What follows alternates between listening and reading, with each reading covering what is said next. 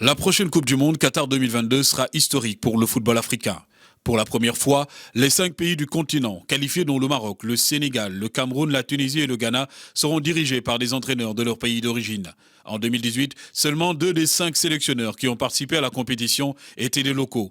La Confédération africaine de football, CAF, a d'ailleurs décrit cette décision comme une étape massive pour la croissance des entraîneurs africains. Il faut dire que l'exemple du Sénégal, champion d'Afrique en titre, a inspiré plus d'un. Avec un sélectionneur en place depuis 2015, les Lions de la Teranga ont su bâtir une équipe solide et compétitive sur la durée. Première sélection africaine au classement FIFA et 22e mondial, les protégés d'Aliou Cissé ont permis de démystifier le mythe du sorcier blanc.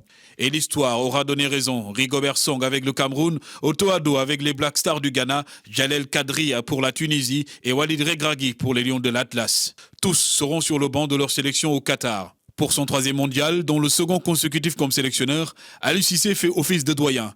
Sous sa houlette, les Lions de la Teranga, pour leur 3e participation, rêvent de faire mieux qu'en 2002, où ils s'étaient arrêtés en quart de finale. De l'expérience, il y en aura aussi sur le banc du Cameroun, avec Rigobert Song à la tête d'une sélection qui disputera sa 8e phase de finale. L'ex-capitaine des Lions indomptables a joué son dernier mondial au Brésil en 2014. Les Aigles de Carthage également pour la 6e fois essaieront quant à eux de passer le cap du premier tour.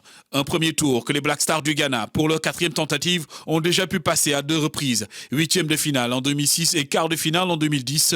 Que dire des Lions de l'Atlas, poussés par une nouvelle dynamique depuis la nomination de nouveau sélectionneur, Walid Regragui, lui aussi ancien joueur.